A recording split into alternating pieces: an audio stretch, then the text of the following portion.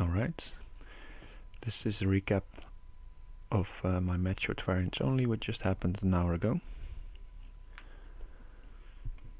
And let's just jump into the first game. It's 5+5, and my team was down 6-4, so I had to win both games to draw the team match. And I started with d4, and VariantsOnly played d5, and I played knight f3, and he played bishop g4. And here normally I'll go for h3, g3, bishop g2. If you have watched my videos before, you know I play like that. But this game I decided to go for something different and play knight e5 immediately. And he responded with knight f6, and here the obvious move is to take the bishop, and I should have done that. I played something else, but just let's quickly briefly look at this. Knight takes g4. Of course knight takes g4 happens again. And then just e4. And white kinda has to go for knight takes f2 here. I'll explain later why another move is not good. I'll take the knight. You take the pawn and you just develop, and you put your king on g1 and bishop e3, something like that, and you should be completely fine with white. And you just emerge a piece up for a couple of pawns, but there's no development for black, and white's development is going to be quick, so this should be fine. And why you have to go here for knight takes f2, if you go knight f6, just e5 and knight e4, and normally you have this knight on g1 going here or here. But in this case the knight is traded for a bishop, so that should help. Should help the white pieces to develop more freely. The queen can come here or here, for example. Alright, so but let's not get too deep into opening moves. I played bishop f4 instead. He played e6, and here I played a strategical mistake. I played f3, and it's weakening these squares. It's fortifying these squares, of course, but apart from that, it's not a really a useful move, because he just played bishop f5, and now I played e3, and I'm not ready to castle yet. And he can attack my bishop quickly, and then he can come with the bishop here, and the dark squares will be weak very quickly. So he played bishop d6, and he's going to follow up with knight h5 for sure. And f3 is usually a good move in these types of positions, but you have to time it correctly. And now when black gets this in time with queen h4 ideas, it's just it's going to be a problem for me. He could have traded on d3 first as well, and then go knight h5, something like this. Could have been an option as well, and that might be an improvement, because I don't have the option that I have in the game, as we'll see later. But I can play something like this, fortifying the dark squares. So I guess therefore he just went for knight h5 immediately. But now I trade on the d3 bishop for the f5 one, and if you take here, this should be helpful for me, something like this. And this feels like an okay position for whites. But of course he just takes back on f5 immediately. And here I played queen e2, but I should have just developed my knight like this, and maybe castle as well, and just allow the fact that I'm going to be down a pawn, something like this. Could have been on the board, and then he takes here to cover e5, and then I'll try to cover g7 with e5, I mean, and then something like this can happen. And of course not ideal, because white has material down, but his king is relatively safe now, and there are some pieces on the board attacking black, while black only has one piece on out of the first rank, so he needs some time. And therefore white might be having some counterplay here. But yeah, queen e2 is also felt like a logical move, covering the second rank. Maybe there's some play on the e file if trades happen here. For example, if he takes here, there's already this nice discovery idea. So therefore queen e2 felt like a logical move, but he played a strong move, disrupting my play. Here I played bishop at d3 to cover, and he took on d3, and that was actually a possibility for me to make queen e2 useful by taking here with a knight. And if he now takes on f4, I have a check, gaining time, and then I can put bishops on the board or something like that. So taking with the knight was actually a good idea here. And normally you feel like the knight is good on e5, it's controlling f7, maybe d7 later, it's just active. But sometimes it's good to pull your knight back if there are advantages about that. And in this case it's just taking on f4 with check. Okay, but I took with the c-pawn, he castled, and after 11 moves you can just see we both used 2.5 minutes, so time is no problem for both. But we have invested some, and black is in control here. White seems to have a nice center, but black can already decide to break it with knight takes f4, or just build up some pressure first and then try to break it. Black controls the trades basically, and white is just waiting for something to happen. So I decided just to develop my knight and make maybe castle next. VariantsOnly also developed, and here I could take d5, but it's really risky after something like this. Already it's opened up. I can just put it on the board, it's more easy. Something like this could happen, and this already looks very good for black. Knight takes f4, and the knight can come to d4. Yeah, just looks bad for white. I didn't like the feel of it, so I went knight takes e6. Traded some, and then put a bishop here, so just trying to fortify my position. But here VariantsOnly played very strong. He just keeps on attacking my pieces. So I traded and I put a new bishop on the board. And here was the first moment where VariantsOnly made an error, or he could have improved, I think. He played rook e8. The idea is of course to take here twice, and then the rook can take the queen. But it's not as forceful as the other way around. I played bishop d6 by the way, but I wanted to show that if you go here, let's say I take for the bishop, this inclusion doesn't really help me, but it's just to prove the point. And now you can play rook e8 anyway, and I only have knights, so if I want to block, there's not really a useful blocking square here. It can just be taken here also, and you could say, okay, well then you fortify your e5 square, but you open up either d4 or this one for a knight, and this is already looking good for black.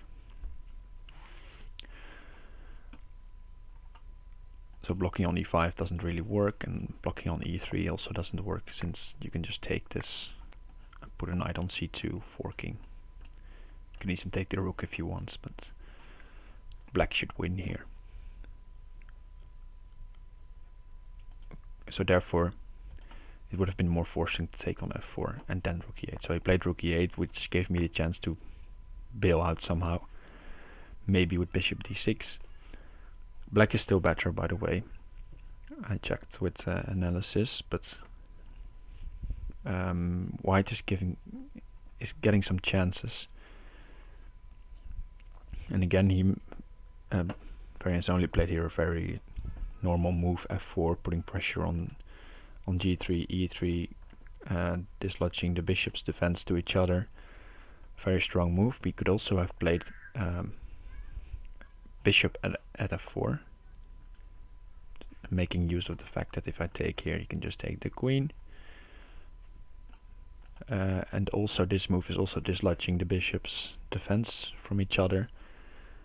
And there's still the problem of me taking here.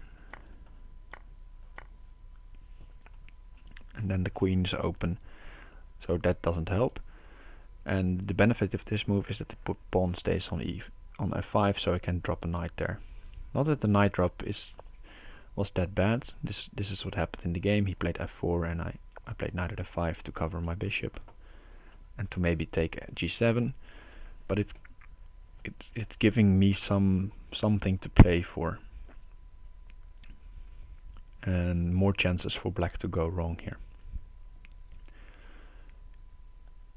So maybe he should have invested some more time here to really win this position after he was better. Because you can see I'm already down to half a minute. Okay, and okay, there's 5-second increment, but you can't really calculate long lines then.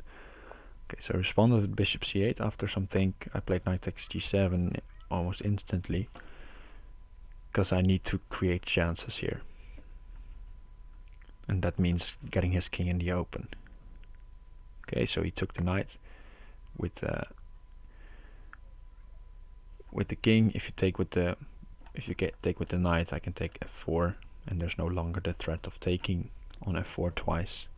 So taking with the king is principled. Then I took on f4 twice, and I played pawn at f6. And it's designed to, if he takes with the king, pawn at e5, and if he takes with the queen, also pawn at e5. It's designed to open, to close the e-file, so it opens the possibility to take on f4. So queen takes f6, pawn d5, and now I want to take here. And here, VariantsOnly got lost a bit in the variations, I feel. And because there are a lot of possibilities here to play.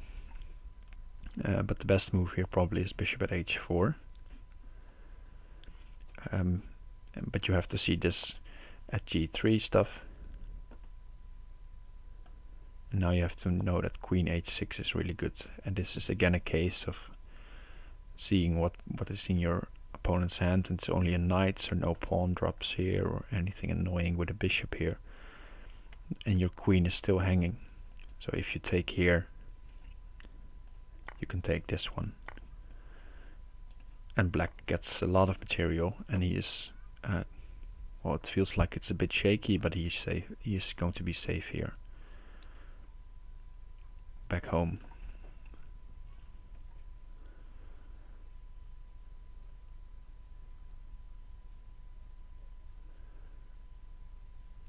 Because there is not enough material for black to mate. Let's say king d2, queen a1, bishop f6. You can just move the king here. And next you can try to mate the king, which shouldn't be a problem.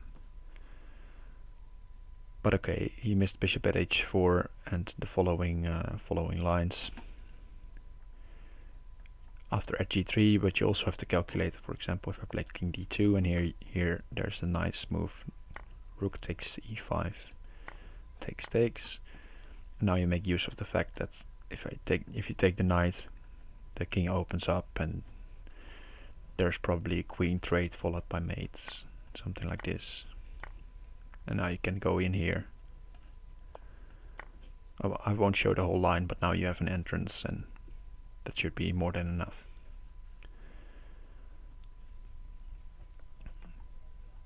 So bishop at h4 would have kept the big advantage black had, but in this position bishop at h4 was missed and he played pawn at f2.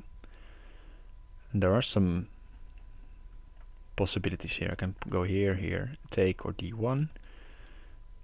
And I decided just to take the pawn because I think I can use the material later on the black king. And if he takes my queen, I can still take here with check. But I had to calculate knight at g4, which seems really dangerous. But I can just take this, and there's double check here. But after I go king g1, something like this, and there's no discovered check. Yeah, okay, there's a discovered check, something like this. But I can take this check-giving piece with check of my own, and then white is just winning. So then I decided king takes f2 is going to be fine.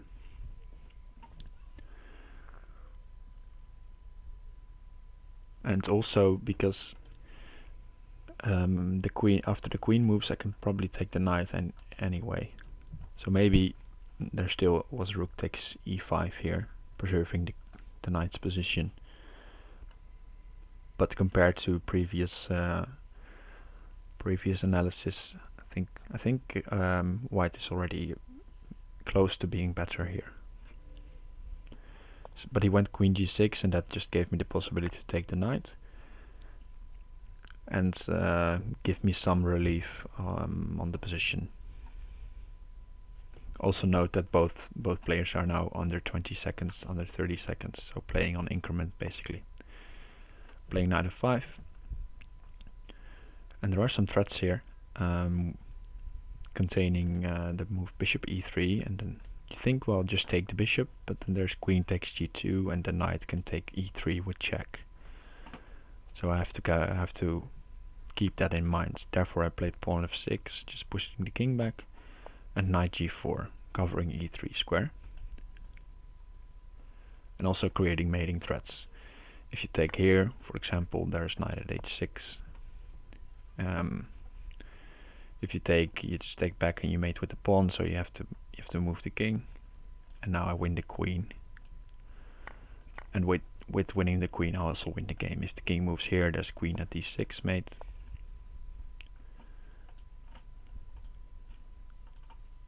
Where are we? Oh yeah, and if you take, there is queen f6, king forces back to f8, and queen takes f7. Okay, so he decided to play bishop at f8, but I think a better, more practical move also in that time trouble is h5. It's kicking my knight, and now I have to choose what to do with it, and it's also creating a square for the king to move to. And usually when you're being attacked on h6 or f6, both focusing on the dark squares, it's a good idea to push your f or h pawn when you're in danger, because then your king has a way to flee. Of course, it's not always good, but it might be a principle that helps you. But he plays bishop at f8, focusing on the lights, on the defense. But now I played pawn at g7. He moved his bishop away, and now there's always the threat of rooks here or knight here that he has to deal with. And basically the next few moves I'm trying to create something that will help my chances of mating. He moves his king, I take on f7, so then next I can harass this knight and put another knight on h8 basically. He takes with the queen, but again he may be taking with the king is interesting, to give the king the option of fleeing. But now I'm definitely going to attack the knight because I want knight at h6. He played a check, but the check is not really helpful here because I just played the move g3, giving my king another square to go to. And now he arrests my knight. But yeah, now I can take his knight. I'm going to move a bit quicker because also in the game this was happening really quickly since there's time trouble. And I'm just trying to get a knight for h6, and now it's already really hard to find a defensive move here, because knight h6 is happening anyway, and he played bishop takes g4 and that allowed the checkmate. Alright, so first game went to me. after, which wasn't what anyone would have predicted after this position. I think here black is in the driver's seat to take it home, but I got a bit lucky. He misplayed a couple of moves here in a row, and in this position he still has he still should have a really large advantage if he plays bishop at h4. But after at f2, white is almost equalizing, getting better. And after queen g6, white should just be fine. Okay, so first game in the back, giving me a chance to still win the second game. And if I win this one, there's a draw in the team match, so that will be good for my team. So I decided to go for my normal stuff here. Or normal stuff, just not play anything weird. I go bishop d6 here, bishop d7 here, and here you might think, why are you leaving the pawn here unguarded? But if you take d5, black develops with tempo e6, and you have to move the knight back. You could move here to e3, but then the same trick happens after knight c3, but just without the trade. And that is the move knight takes e5, or knight takes d4. It's also possible, but knight takes e5, bishop takes, and you can take back with the knight, but there's even just taking back with the queen, because if this opens, black has a nice development, a safe king, and he should have a very strong attack. But just this is also fine, and black has traded some material and is definitely not worse after 9 moves. So he should be really happy here in the opening. So VariantsOnly knowing that he cannot take on d5, or just sensing he cannot take on d5, and he just develops further with knight ge2, and now I play e6 anyway. He trades on c6, which is still a fine decision, but here he made an error. Most of the times in this situation you have to castle, and I think this is also the most played move in this position. And then you can push f3, kick the knight maybe, but he decided to go for complications immediately and try to kick the knight or trade and get some position with knight h5 and knight f6 ideas, and that could be really strong. But after some thought, I found bishop a6, preventing castle, and it's really not so easy to see how you get rid of this bind. You could play knight at d3, but then I can play bishop b4, for example, to keep harassing, and the knight on d3 is not that useful. So yeah, you could go here and then you can castle. Maybe he should have gone for this, but already I feel like black is fine here. He went queen f3, and queen f3 is prone to attack. If I trade knights and he takes with the pawn, knight at h4 should be fine. But he's also maybe looking at some knight at h5 and f6 ideas, so it could be a useful move, queen f3. I think if you could also go queen g4 with the same idea, and that might be slightly better. The idea being you just threatening to take e4, and followed by knight h5 and takes g7, and then the queen is better on g4 than it is on f3. But still, you have problems with your king because you cannot castle. But alright, he played queen f3, I traded on c3, of course. And I put a new knight on e4. Trying to trade pieces as long as his king is still in the center. And also, if I trade this one, I can put a knight on e2 maybe. Furthering disrupting his king. He felt like he needed to trade, and I think already black is in a commanding position here. And basically, because of the threat of knight at b5, going after d4. And it's hard to stop that one. Or something like knight at d5 and bishop b4. There are just strong ideas here. Knight at f4 played to prevent knight at e2, which is also a threat. Attacking like this. So now I get to play knight at b5, taking d4 in the end. And here I'm threatening knight takes c2 checkmate. And notice the power of the bishop on a6 is just really strong. So he defended c2. And here I could have played pawn at e2 to create knight takes c2 and queen d1 checkmate, because he has to take c2 and then queen d1 is checkmate. But he could have played bishop d2 and the game continues while black is still better. Much better, I should say. And then I would have played queen g5 anyway to go after the knight. But I played queen g5 instantly. He took on e6. Maybe hoping for some complications, but I just took back. And now he arrests my knight, and there's a very nice move here to finish the game.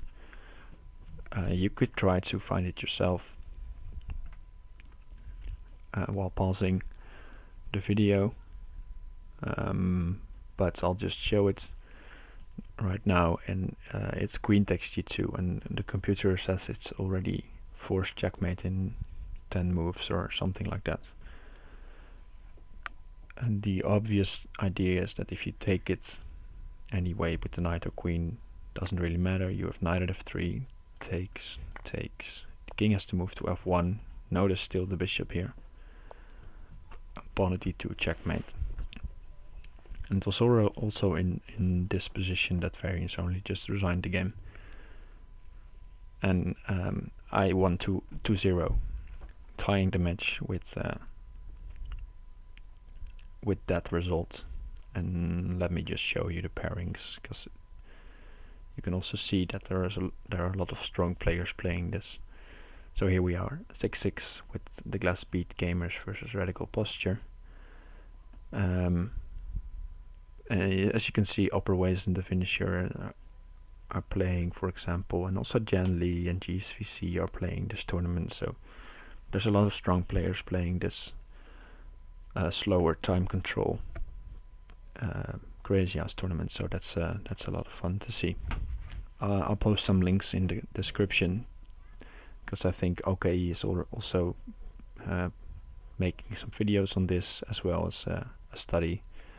So make sure to check that out, and also check the calendar, because there are a lot of Crazyhouse games being played, and it usually attracts some strong players commentating or streaming as well. And hopefully you can get some extra content there. For now, I'll leave it at this, and see you next time.